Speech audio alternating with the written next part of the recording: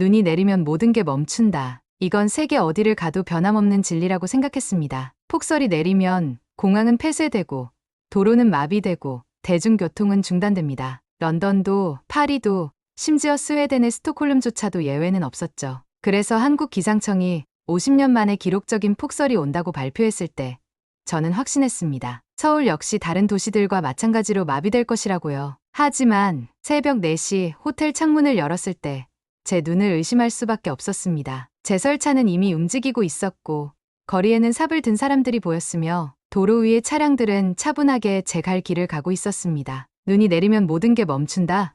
최소한 이 도시는 그 법칙에서 예외였습니다. 도대체 서울은 어떻게 이런 폭설 속에서도 아무렇지 않게 움직일 수 있었던 걸까요? 전 세계 재난 대응을 연구해온 전문가조차 놀라게 한 서울의 믿기 힘든 모습. 지금부터 직접 확인해 보시죠. 안녕하세요. 저는 스웨덴 재난관리청 소속 에밀리 요한슨입니다. 세계 각국의 재난 대응 시스템을 연구하는 것이 제 일이죠. 특히 자연재해와 도시 인프라 관리 분야를 전문적으로 다루고 있습니다. 북유럽의 혹독한 겨울 날씨를 연구하면서도 스웨덴의 시스템이 최고라고 자부했었죠. 하지만 이번 한국 방문은 제 생각이 얼마나 편협했는지 깨닫게 해주었어요. 인천공항에 도착했을 때부터 놀라움의 연속이었습니다. 공항에서 서울까지 가는 길은 마치 미래 도시를 달리는 것 같았어요. 깔끔하게 정비된 도로, 질서 정연한 교통체계, 그리고 곳곳에 설치된 스마트 시스템들은 제가 알던 어느 도시와도 달랐습니다. 특히 실시간으로 운행 정보가 제공되는 버스 정류장과 지하철역의 모습은 감탄을 자아냈죠. 서울에 도착해서 첫 이틀은 정말 바빴어요. 서울시청을 방문해 재난관리 시스템 자료를 수집하고 교통관제센터도 둘러보았습니다. 특히 인상 깊었던 것은 실시간으로 도시 전체의 상황을 모니터링하는 시스템이었죠. 스웨덴에서도 비슷한 시스템을 운영하고 있지만 서울의 시스템은 훨씬 더 정교하고 세밀했어요. AI가 교통 흐름을 분석하고 수천 개의 CCTV가 도시 곳곳을 감시하며 모든 정보가 한 곳으로 모여 실시간 의사결정이 이루어지고 있었습니다. 관제센터의 김민수 팀장은 우리는 단순히 시스템을 운영하는 것이 아니라 시민들의 안전과 편의를 최우선으로 생각합니다라고 말씀하셨어요. 이 말이 제 마음을 울렸습니다. 스웨덴에서는 시스템의 효율성을 중시하는데 한국은 사람을 먼저 생각하는 것이 느껴졌거든요. 그런데 셋째 날 예상치 못한 소식을 접하게 됐습니다. 한국 기상청이 50년 만에 기록적인 폭설이 예상된다는 특보를 발표한 거예요. 처음에는 과연 이 정도의 폭설을 서울이 감당할 수 있을까?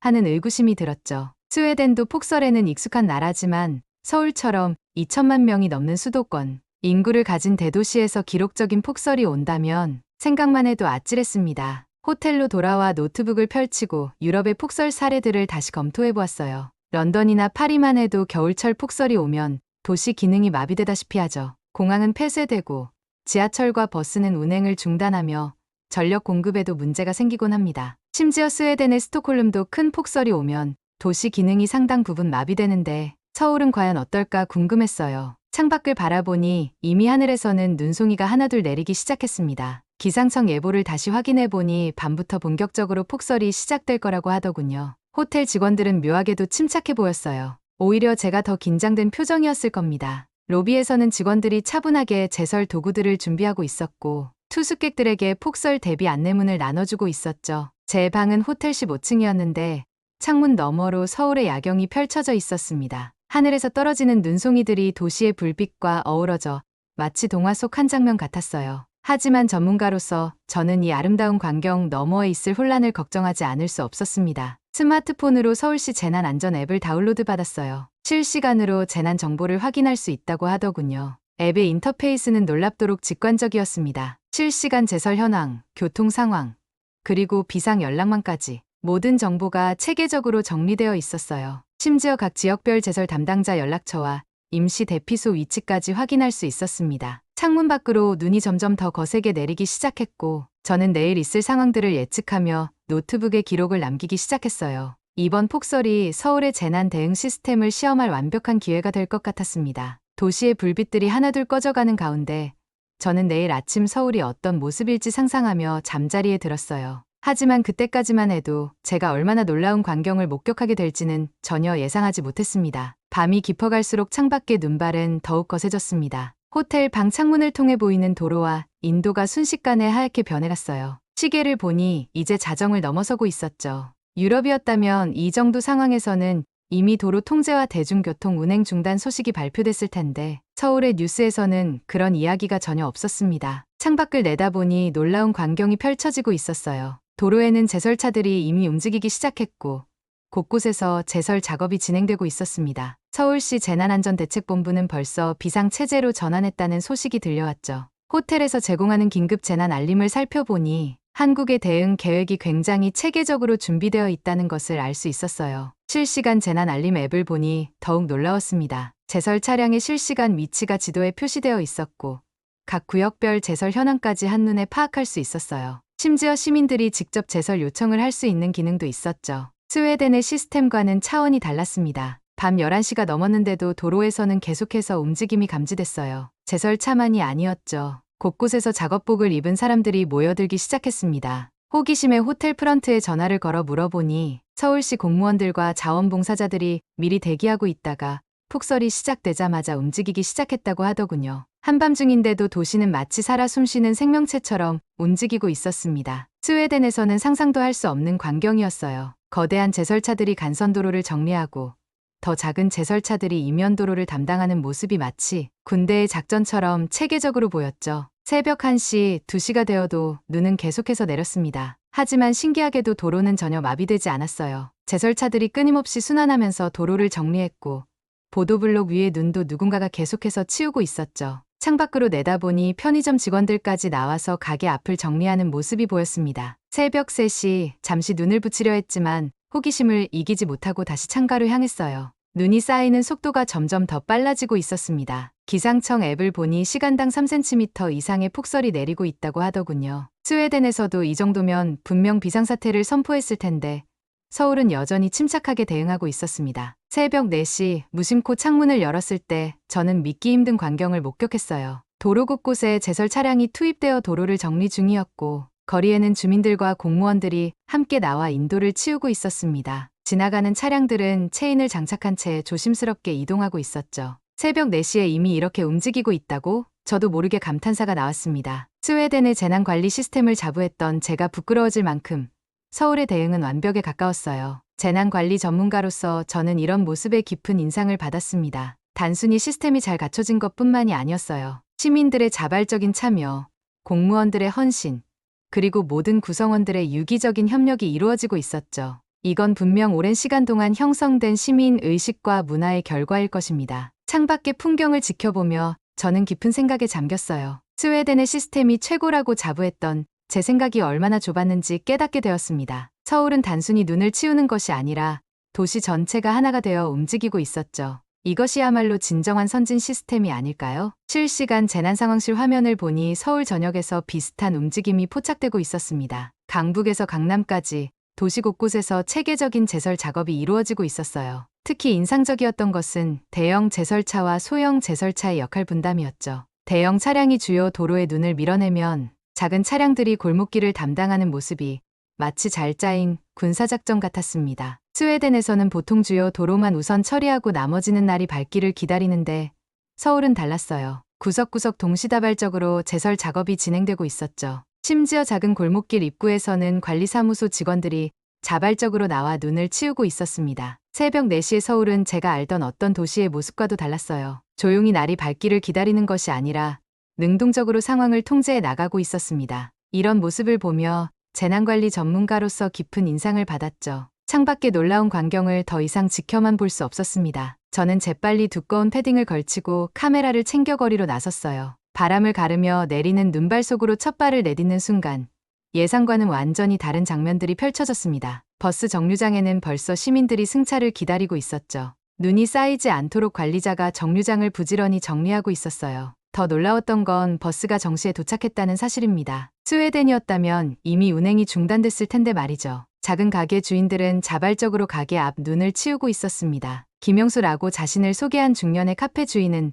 손님들이 미끄러지면 안 되니까요. 우리 가게 앞뿐만 아니라 옆 가게까지 치우고 있어요 라며 웃어 보였죠. 그 순간 지나가던 행인 몇 명이 삽을 들고 자연스럽게 합류했습니다. 유럽에서는 제설 작업이 대부분 공무원이나 시에서 진행하는데 한국에서는 시민들도 자발적으로 참여하고 있었어요. 이게 단순한 재난 대응이 아니라 문화적인 차이라는 생각이 들었습니다. 더구나 서로 모르는 사이인데도 자연스럽게 돕는 모습은 제게 큰 충격이었죠. 좀 더 걸어가다 보니 한 아파트 단지 앞에서 흥미로운 광경을 목격했어요. 경비원 박성철 씨가 혼자 눈을 치우고 있었는데 이를 본 주민들이 하나둘 나와서 함께 작업을 시작한 겁니다. 우리 아파트는 이렇게 서로 돕는 게 당연해요. 경비 아저씨 혼자 고생하시는 걸 볼 수 없잖아요. 고 말하는 주민의 표정에서 진심이 느껴졌습니다. 골목 안쪽으로 들어가 보니 더 놀라운 광경이 기다리고 있었어요. 한 초등학생으로 보이는 아이가 현관 앞 눈을 쓸고 있었죠. 옆에서 아이의 어머니는 어릴 때부터 이웃을 배려하는 마음을 배워야 해요라고 말씀하셨습니다. 스웨덴에서는 상상도 할 수 없는 교육 방식이었어요. 계속 걸어가다 한 공무원으로 보이는 분을 만났습니다. 이태훈 주무관은 서울은 평소에도 빠른 대응이 필수입니다. 그래서 이런 폭설도 일상이죠라고 말했어요. 하지만 저는 여전히 믿기 힘들었습니다. 이 정도 규모의 도시에서 이렇게 신속하게 움직일 수 있다니. 더욱 놀라웠던 것은 제설 작업을 하는 시민들의 표정이었어요. 힘든 작업임에도 불구하고 누구 하나 짜증을 내거나 불평하는 모습을 볼 수 없었습니다. 오히려 이웃들과 대화를 나누며 즐거워하는 듯했죠. 한 주민은 따뜻한 커피를 나눠주며 다들 고생하시니까 이 정도는 해야죠 라고 말했습니다. 좁은 골목길에서는 더욱 감동적인 장면이 펼쳐졌어요. 할머니 한 분이 현관 앞을 치우고 계셨는데 지나가던 학생들이 자발적으로 도와드리는 모습이었습니다. 할머니, 저희가 도와드릴게요 라는 말에 할머니는 고마워, 덕분에 힘이 나는구나 라며 환하게 웃으셨죠. 이런 광경을 카메라에 담으면서 저는 깊은 깨달음을 얻었습니다. 한국의 빠른 재난 대응은 단순히 시스템의 우수성 때문만이 아니었어요. 시민들의 자발적인 참여와 이웃을 배려하는 마음, 그리고 공동체 의식이 있었기에 가능한 일이었죠. 특히 인상 깊었던 것은 세대를 뛰어넘는 협력이었습니다. 노인과 청년, 아이와 어른이 함께 어우러져 눈을 치우는 모습은 마치 하나의 거대한 공동체가 움직이는 것 같았어요. 이런 모습은 제가 전 세계를 다니며 본 어떤 도시에서도 발견하지 못한 특별한 장면이었습니다. 재난관리 전문가로서 저는 이제 이해했습니다. 왜 한국이 자연재해에 이토록 효과적으로 대응할 수 있는지, 왜 서울 같은 대도시가 이렇게 빠르게 움직일 수 있는지 말이에요. 그것은 바로 시민들의 의식과 문화 속에 이미 깊이 뿌리박혀 있는 공동체 정신 때문이었습니다. 이런 광경을 더 자세히 관찰하기 위해 주택가 깊숙한 곳으로 발걸음을 옮겼습니다. 좁은 골목길에서는 또 다른 특별한 광경이 펼쳐지고 있었어요. 주민들이 서로 연락을 주고받으며 제설 작업을 조직적으로 진행하고 있었습니다. 여기는 제가 할게요. 저기는 제가 맡겠습니다 하며 자발적으로 구역을 나누고 있었죠. 전문가의 눈으로 보니 이런 자발적 참여는 굉장히 효율적인 시스템이었습니다. 공공 인력이 닿지 못하는 좁은 골목길까지 주민들이 직접 관리하니 도시 전체가 마비 없이 돌아갈 수 있었어요. 더구나 이웃 간의 소통이 자연스럽게 이루어지면서 위험 지역이나 도움이 필요한 곳을 빠르게 파악할 수 있었죠. 결국 한국의 눈치우기는 단순한 제설 작업이 아닌 이웃과 소통하고 공동체를 더욱 끈끈하게 만드는 특별한 문화적 행사와도 같았습니다. 이것이야말로 제가 오늘 아침 발견한 가장 큰 깨달음이었습니다. 이 정도 폭설이면 지하철과 버스 운행이 중단되었겠지. 이런 생각을 하며 지하철역으로 향했습니다. 하지만 제가 본 것은 정말 충격적인 광경이었어요. 출근 시간이 되자 지하철역은 평소와 다름없이 사람들로 붐비고 있었고 플랫폼은 눈 하나 없이 깨끗했습니다. 스크린도어 너머로 열차가 들어오는 모습이 보였어요. 시계를 확인해 보니 정확히 도착 예정 시간이었습니다. 스웨덴에서라면 상상도 할 수 없는 정확성이었죠. 게다가 눈이 묻은 외투를 입은 승객들이 수백 명씩 오가는데도 플랫폼은 계속해서 깨끗하게 유지되고 있었어요. 역무원 이상철 씨는 폭설이 와도 운행을 중단할 순 없죠. 시민들이 출근해야 하니까요 라며 당연하다는 듯이 말했습니다. 그 순간 저는 깊은 충격을 받았어요.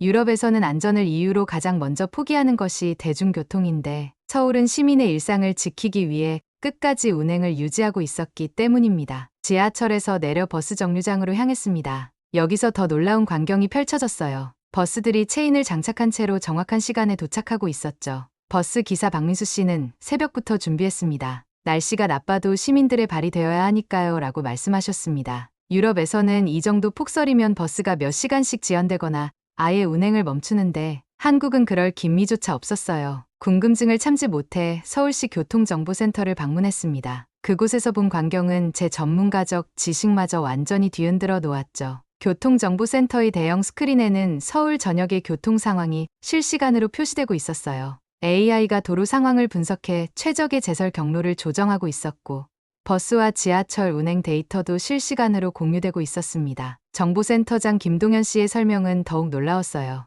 우리 시스템은 단순히 운행 정보만 보여주는 게 아닙니다. AI 기상 데이터와 교통량을 실시간으로 분석해서 최적의 대응을 제시하죠. 예를 들어 어느 구간에 제설이 더 필요한지, 어느 버스 노선의 배차 간격을 조정해야 하는지를 자동으로 판단합니다. 특히 인상적이었던 것은 시민 참여형 정보 공유 시스템이었어요. 시민들이 스마트폰 앱으로 위험 구간이나 제설, 필요 지역을 신고하면 AI가 이를 분석해 즉시 현장에 인력을 배치한다고 합니다. 스웨덴의 시스템과는 차원이 달랐죠. 교통상황실에서는 젊은 관제사들이 여러 대의 모니터를 주시하며 바쁘게 움직이고 있었습니다. 한 관제사가 갑자기 3호선 구간에 적설량이 증가하고 있습니다라고 외쳤어요. 순식간에 주변 관제사들이 모여들어 상황을 분석하기 시작했죠. 5분도 채 되지 않아 현장 인력이 배치되었다는 보고가 들어왔습니다. 이건 단순히 빠른 대처가 아니었어요. 한국은 첨단 기술과 시민의식, 그리고 공무원들의 헌신이 완벽하게 조화를 이루고 있었습니다. 저는 이제 이해할 수 있었죠. 왜 서울이 이토록 효율적으로 움직일 수 있는지, 어떻게 이런 폭설 속에서도 일상을 유지할 수 있는지 말입니다. 지하철을 타고 돌아오는 길에 옆자리의 시민과 대화를 나눴어요. 이 정도 눈이면 좀 늦게 출발하거나 재택근무를 하시는 건 어떠세요? 라고 물었더니 웃으면서 아니요.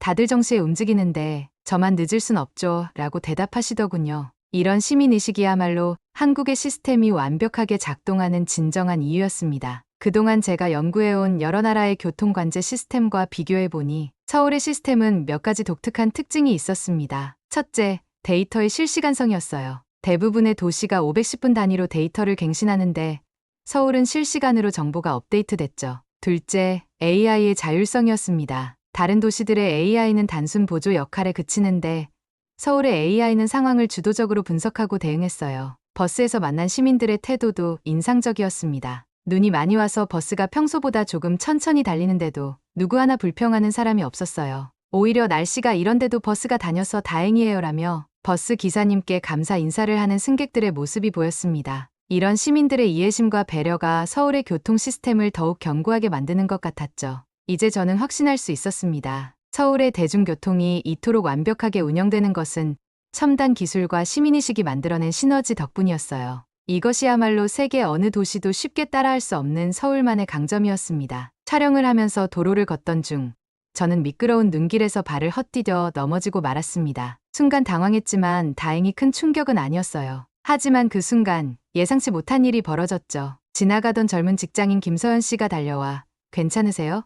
라며 저를 일으켜 주었습니다. 놀라웠던 건 김서연 씨가 회사에 늦을 것 같은 상황임에도 저를 돕기 위해 망설임 없이 발걸음을 멈췄다는 점이었어요. 이어서 근처에서 제설 작업을 하던 이기철 씨가 다가왔습니다. 여기 길이 미끄러워서 위험합니다. 따뜻한 차라도 한잔하세요라며 보온병에 담긴 커피를 건네주셨죠. 순간 제 눈시울이 뜨거워졌어요. 스웨덴에서는 상상도 할 수 없는 광경이었으니까요. 이기철 씨의 따뜻한 배려는 여기서 끝나지 않았습니다. 외국인 분이시죠? 제가 안전한 길로 안내해드리겠습니다라며 직접 목적지까지 동행을 제안하셨어요. 본인의 제설 작업을 잠시 미뤄두면서까지 저를 걱정해주시는 모습에 깊은 감동을 받았죠. 가는 길에 이기철 씨는 흥미로운 이야기를 들려주었습니다. 우리 동네는 매년 겨울마다 주민들이 자발적으로 제설 작업에 참여해요. 특히 노인분들이 많이 다니시는 구간은 더 신경 써서 관리하죠. 이런 이야기를 하시는 이기철 씨의 표정에서 자부심이 느껴졌어요. 잠시 후 한 편의점 앞에 도착했는데 편의점 직원 박지호 씨가 밖에서 눈을 치우고 있었습니다. 이기철 씨와 인사를 나누더니 박지호 씨도 저에게 따뜻한 음료를 건네주셨어요. 이런 날씨에 고생이 많으시죠? 따뜻한 핫팩도 하나 가져가세요 라며 말입니다. 이런 모습을 보며 깨달았습니다. 이건 단순한 친절이 아니었어요. 한국에서는 서로를 돕는 것이 자연스러운 일상이었던 겁니다. 더구나 외국인인 저를 대하는 태도에서 진정성이 느껴졌어요. 그저 의무감이나 형식적인 친절이 아닌 진심 어린 배려였죠. 특히 감동적이었던 건 도움을 주신 분들이 결코 이것을 특별한 일로 여기지 않는다는 점이었습니다. 오히려 당연한 일을 했을 뿐이에요 라며 수줍게 웃으시더군요. 이런 모습에서 한국인들의 성숙한 시민의식을 엿볼 수 있었습니다. 잠시 후 한 초등학생이 학교에 가던 중 저희 옆을 지나갔는데 이기철 씨가 이쪽으로 가세요. 여기는 아저씨가 방금 치워놔서 덜 미끄러워요 라고 안내하는 모습이 보였어요. 그러자 학생은 감사합니다. 밝게 인사하며 지나갔죠. 이런 작은 배려와 감사가 오고 가는 모습이 참 인상적이었습니다. 이렇게 따뜻한 도움의 손길을 경험하면서 저는 한국 사회의 특별한 점을 발견할 수 있었어요. 그것은 바로 공동체 정신이었습니다. 개인주의가 만연한 유럽과는 달리 한국은 여전히 이웃을 생각하는 마음, 서로를 배려하는 문화가 살아있었죠. 잠시 휴식을 취하며 이기철 씨와 대화를 나눴습니다. 왜 이렇게까지 남을 도우시나요? 라고 여쭤보자 이기철 씨는 잠시 생각하더니 이렇게 답하셨어요. 우리 어릴 때부터 그래왔어요. 힘들 때 서로 돕는 게 당연했죠. 지금 제가 누군가를 도우면 나중에 제가 어려울 때 또 다른 누군가가 저를 도와줄 거예요. 이 말씀을 듣는 순간 제 마음속에서 무언가가 울렸습니다. 이것이야말로 진정한 선진 시민의식이 아닐까요? 서로에 대한 신뢰와 배려가 만들어낸 선순환의 고리. 이런 문화야말로 한국이 빠르게 발전할 수 있었던 원동력이 아니었을까 생각했습니다. 결국 이 모든 경험을 통해 저는 한국에서 무언가 특별한 것을 발견했어요. 그것은 단순한 친절이나 예의가 아닌 오랜 시간 동안 한국 사회에 뿌리내린 공동체 정신이었습니다. 이런 정신이야말로 제가 한국에서 배워가야 할 가장 소중한 가치라고 생각했죠. 한국에서의 경험을 되돌아보며 저는 유럽과의 가장 큰 차이점을 곰곰이 생각해 보았습니다. 처음에는 기술력이 핵심일 거라 생각했어요. AI 기반 관제 시스템, 실시간 모니터링, 첨단 제설 장비. 하지만 아니었습니다. 한국이 뛰어난 이유는 기술만이 아니었어요. 그렇다면 시스템일까요? 체계적인 재난 대응 매뉴얼, 효율적인 조직 구조, 신속한 의사결정 체계. 하지만 이것도 아니었습니다. 한국이 강한 이유는 시스템만이 아니었죠. 제가 발견한 진짜 이유는 바로 사람들이었어요. 재난관리청의 박민중 과장은 이렇게 말씀하셨습니다. 아무리 좋은 시스템이 있어도 그것을 움직이는 건 결국 사람입니다. 우리는 서로를 위해 자발적으로 움직이죠. 이 말씀이 제 마음에 깊이 와닿았어요. 새벽 4시에 자발적으로 나와 눈을 치우던 시민들, 승객들의 안전을 위해 평소보다 일찍 나온 버스 기사님들, 한밤중에도 쉬지 않고 일하던 제설 작업자들. 이분들은 단순히 의무감이나 책임감만으로 움직인 게 아니었습니다. 서로에 대한 배려와 이해, 그리고 공동체를 위한 헌신이 있었기에 가능했던 일이었죠. 특히 인상 깊었던 것은 세대를 초월한 협력이었어요. 어르신들은 젊은이들에게 길을 안내해주고, 학생들은 어르신들을 먼저 도와드리고, 직장인들은 이웃을 챙기고, 이런 모습은 유럽에서는 찾아보기 힘든 광경이었습니다. 한국의 공동체 의식은 단순한 미덕을 넘어선 문화적 힘이었어요. 서로를 배려하는 마음, 함께 어려움을 극복하려는 의지, 그리고 더 나은 사회를 만들어가려는 열정. 이것이야말로 한국을 움직이는 진정한 원동력이었습니다. 재난을 관리하는 것은 단순히 정부와 기술이 아니라 그 사회를 구성하는 사람들의 태도와 문화가 결정적인 역할을 한다는 걸 깨달았어요. 한국은 이미 오래전부터 이 사실을 알고 있었던 걸까요? 새마을운동 시절부터 이어져 온 공동체 정신이 오늘날까지 면면이 이어지고 있다는 걸 느낄 수 있었습니다. 스웨덴으로 돌아가는 비행기 안에서 저는 제 상사에게 이메일을 보냈어요. 한국에서 배워야 할 것은 단순한 시스템이 아닙니다. 그들이 위기를 대하는 태도와 공동체 정신입니다. 이것이 제가 한국에서 얻은 가장 큰 깨달음이었죠. 더욱 놀라웠던 건 한국인들은 이런 자신들의 모습을 특별하게 여기지 않는다는 점이었습니다. 당연한 일을 했을 뿐이에요. 우리는 원래 이래요. 이런 말들이 제 귓가에 맴돌았어요. 그들에게는 너무나 자연스러운 일상이었지만 제 눈에는 세계 최고 수준의 시민의식이었습니다. 우리 스웨덴도 선진국이라 자부하지만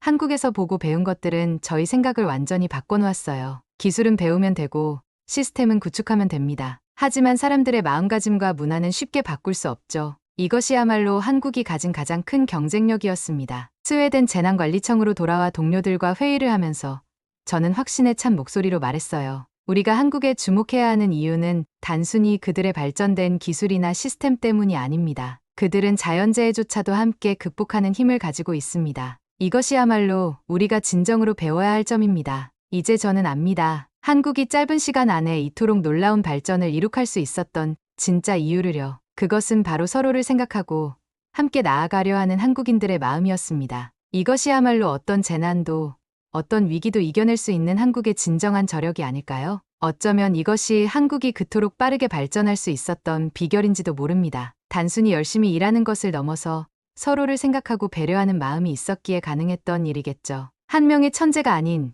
모두가 함께 발전하는 힘. 이것이야말로 한국만이 가진 특별한 저력이라고 생각합니다. 제 동료들은 이런 제 보고를 듣고 놀라워했어요. 어떻게 그런 일이 가능하죠? 정말 보상이나 강제성 없이도 그렇게 움직인다고요? 하지만 저는 알게 되었습니다. 한국인들에게는 그런 것들이 필요하지 않다는 거려. 그들에게는 더 강력한 무언가, 바로 서로에 대한 신뢰와 책임감이 있었으니까요. 이제 저는 매일 아침 뉴스를 볼 때마다 한국 소식을 찾아보게 됩니다. 그들이 또 어떤 새로운 도전을 어떻게 이겨내고 있는지 궁금해졌기 때문이죠. 세계가 한국을 주목해야 하는 이유는 분명합니다. 그들은 우리가 잊어버린 소중한 가치를 여전히 간직하고 있으니까요. 오늘 저는 여러분께 한국의 특별한 모습을 전해드렸습니다. 단순히 발전된 기술이나 시스템이 아닌 그 속에 담긴 우리의 진정한 저력을 보여드리고 싶었어요. 기술은 따라할 수 있고 시스템은 구축할 수 있습니다. 하지만 서로를 배려하고 함께 어려움을 극복해 나가는 우리의 정신. 이것은 그 누구도 쉽게 따라할 수 없는 우리만의 강점이죠. 외국의 전문가가 본 우리의 모습을 통해 다시 한번 대한민국의 저력을 확인하실 수 있었기를 바랍니다. 우리는 분명 자부심을 가질 자격이 있습니다. 오늘의 사연은 어떠셨나요?